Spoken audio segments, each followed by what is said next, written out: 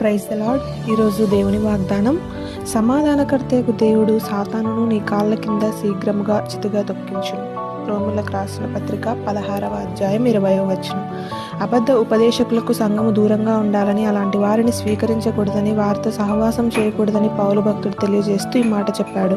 సాతానును చితక త్రొక్కాలంటే మనము అనంతుడైన దేవునితో సమాధానం కలిగి జీవించాలి. మనము ఆత్మలో సమాధానం కలిగి జీవించాలి. మనం అందరితో సమాధానం కలిగి జీవించాలి. నా ప్రియ నేస్తమా, నేటి దినములలో సాతానుడు అనేకులను ఆవరించి అబద్ధ బోధల ద్వారా, రకరకాల బోధల ద్వారా, కొత్త బోధల ద్వారా, మోసపరిచే మాటల ద్వారా దేవుని బిడ్డలైన అనేకులను మోసగిస్తున్నాడు.